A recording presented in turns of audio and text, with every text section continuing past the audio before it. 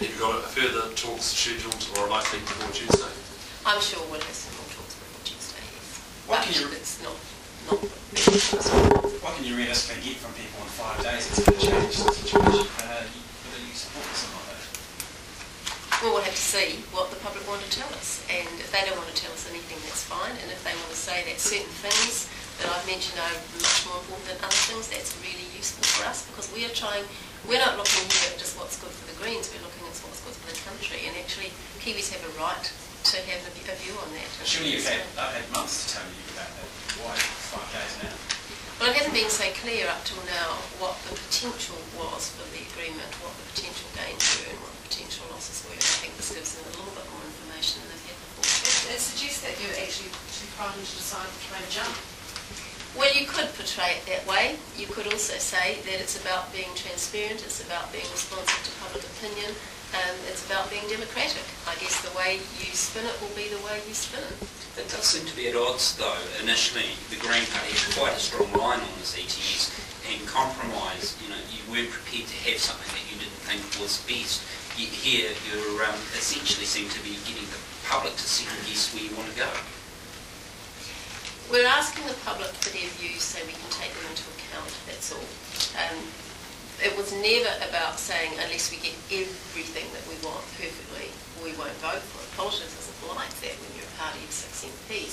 The question is, will where we can get to be better than not having the bill? That's what we're weighing up on Tuesday. Will you be making a recommendation to your caucus, and are you close, or have you made up your mind what that recommendation will be yet? Usually I just put the facts before the caucus and then we all discuss it and decide. If you say no, aren't you running the risk of the national government bringing in a much less green-friendly regime than this thing? That is one matter to consider, but I don't think we can take for granted that it will be a national government. We don't know what kind of negotiating ability we're going to have after the election. That's all part of the decisions we have to weigh up. Just on one detail, you say that there's room for innovation in the agreement and there'll be better rules about allocation. When the recommendation came back from the Select Committee, I think it had some allowance in there for units to be given to encourage innovation as opposed to tying it into the old technology. Are you referring to that, and have you made progress in that area? No, I'm not referring to that.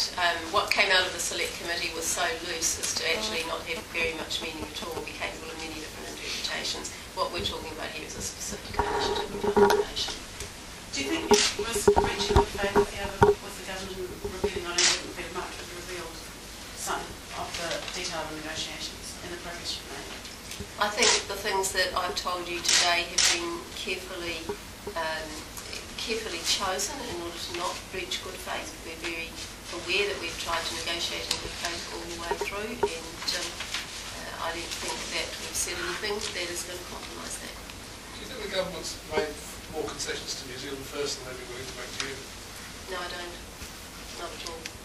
Is the substantial financial assistance something that you brought to the table as well as New Zealand first?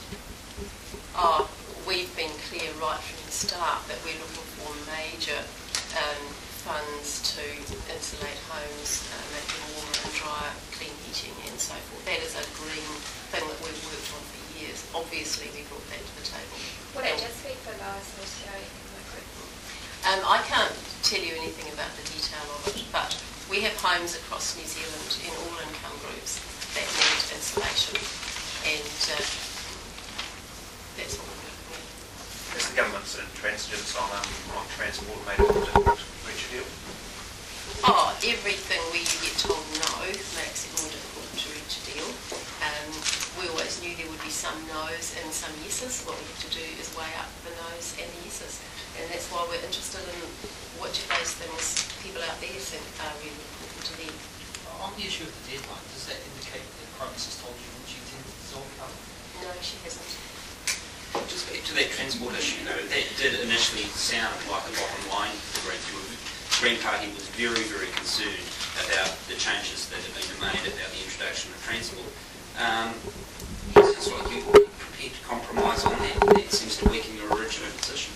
We didn't go into this negotiation with bottom lines, and we never said anything with the bottom line except that the overall package had to become fairer and it had to become more effective for the climate. Those were our bottom lines. There were a mix of ways of achieving them. We always knew it would be a question of pluses and minuses. We're disappointed about transport, but, it's 2 years. And this is a very long-term arrangement. It goes all the way through to 2030, this legislation. So we've got to look at the whole package. How many sitting days do you judge that are needed to put this into law? Well, you'll need one for the second reading, which is 2 hours.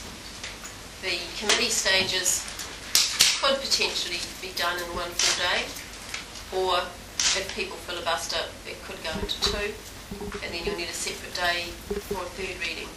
So it's not massive, it's still doable. Would you adjust your position on urgency in matters like this? I don't actually think urgency helps with contentious legislation. I think urgency makes it worse. Urgency does give the government more sitting hours, but it also ups the ante in terms of the debate. And my advice to government has always been, if you've got something that's highly contentious, do it in ordinary time and put the uncontentious ones in urgency, because actually urgency is only about extending your sitting hours to mornings, late nights and Fridays. It just gives you more time, is all it does. What are you going to do if you sort of get a lot of feedback from your own supporters saying no, don't vote for it, and then you get feedback from a whole bunch of other people saying do it? I mean, how's it going to help you? We'll be weighing up their arguments. This won't just be a count the ticks and crosses. We'll be looking at the arguments, we'll be looking at what people say. Are you more interested in your own support's ideas than others?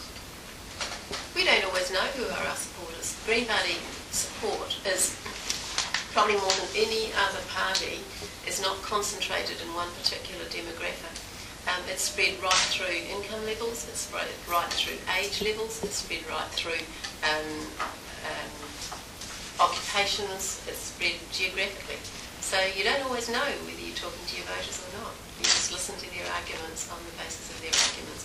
And if their arguments are don't accord with what we think is important, then obviously we take less notice of them than if they accord with what we do think is important. I mean, if the Greenhouse Policy Coalition comes along and says, no, Green, you should not vote for this, well, they have been saying for years and years and years that nothing, whatever should be done. So possibly we might give that a bit less weight than some others. Would you describe this as the toughest decision that the Greens have had to make since you've been around? I think it is the decision with the biggest economic implications for the nation that we've ever had to make, and that's why we're taking it really seriously, and we're aware that there's a responsibility here. It's not often that a small party has that amount of influence, and we want to use it wisely. We want to use it for the benefit of the climate and for the benefit of New Zealanders. Are you worried that if in the end you decide, your caucus decides not to back it, that you would face a backlash from Green voters? I think there are going to be people on both sides of this issue, among Green voters and out there, and we just have to do the very best we can to do what's right. So is this poised 50-50? Sorry? Is this poised 50-50 in your mind? I wouldn't like to put numbers on it, but it is a dilemma, it is a hard